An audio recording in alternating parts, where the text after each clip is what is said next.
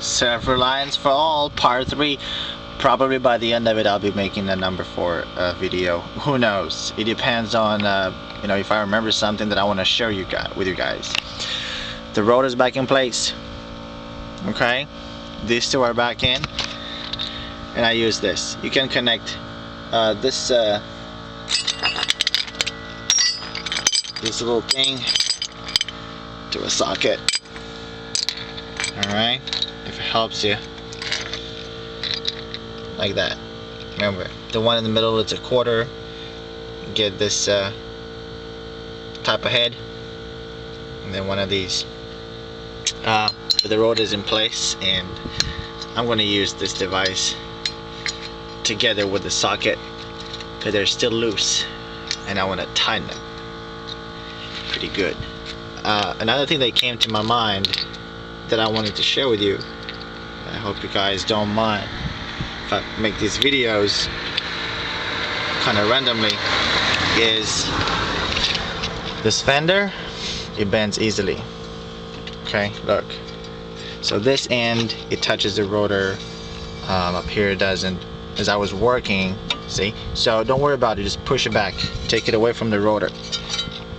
Okay, you don't want that to touch the rotor. So in the back, it can touch. Alright? Matter of fact, the purpose is kind of to be as far away from the rotor. Otherwise, you're gonna be hearing a grinding metal noise, and it's not pleasant probably when you drive 60-70 miles an hour. The rotor's in place. You have to secure these two screws with the type of tools that I just provided as information. Then the caliper goes in place. When you change the brake pads, this whole unit stays in place. Okay, you only remove the inside. So look at the brake pads, they're still there. One brake pad and the second brake pad.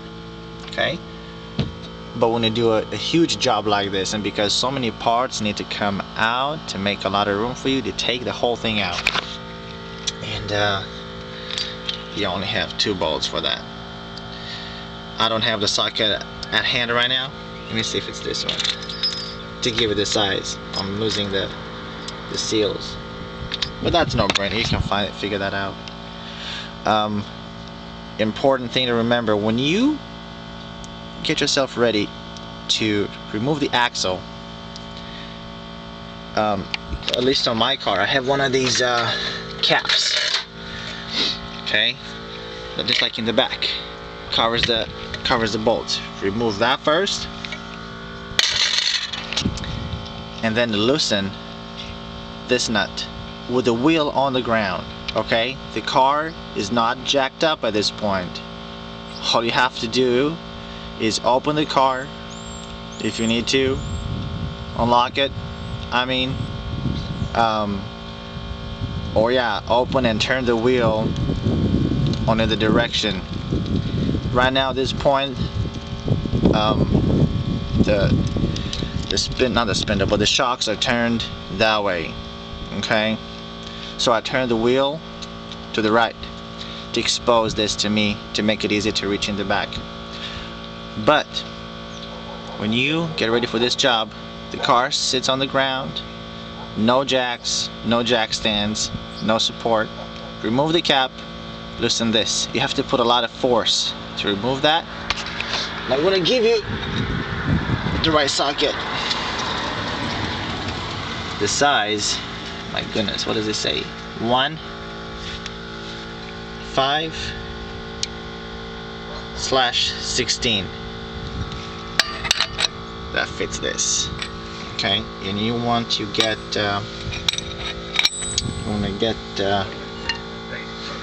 one of these connected to this end, and it's just one of those principles of physics. The longer this arm is, the easier leverage you have. The shorter it is, the more force you have to put, and it doesn't come off easy. So the longer the arm, you still have to put some pressure, but it's easier. So make this arm as long as possible. I bought this for 25 bucks, just this, not the socket. Okay, just this, 25 bucks. The socket, one, look, one, it's like a minus sign, 5/16 goes on top. And even though the rotor is in place, okay, even though everything is put back at this point except the caliper, this will be next. Okay, caliper will be next. I'm going to put the wheel back in place. I'm going to tighten these bolts, lower the car, and then, well, I can do this like a little bit by now. Okay, as you can see, I'm going to do it to show you guys that you can at least tighten by hand. Okay, but to make it safe, you're going to have to lower the car and maybe, you know, pretty much put your entire body's weight on that rod connected to this to make it longer, because this needs to be really tight. And do you see the notch? Let me just show you. Do you see this little notch right here? Okay, you're gonna have to get a bolt, really, or even a screw, but sometimes screws come in, you know, pretty big sizes and diameters, and you have to hammer, because it's just a complete circle, hammer whatever, you know, whenever the wheel, the nut doesn't rotate anymore and it's super tight, hammer this side in. That will, you know, give you a peace of mind as you drive, and it will reinforce this wheel and I mean the nut on the axle, and will guarantee you will not fall off at high velocities as you drive. We'll see about a fourth video, but those things that I had in mind I had to share with you. So remember, this one, push it back if you have to, this fender. Keep the car on the ground at first when you loosen this, and keep the car on the ground at the very end when you tighten it, and the little notch. Alright guys, see you guys later. Bye bye.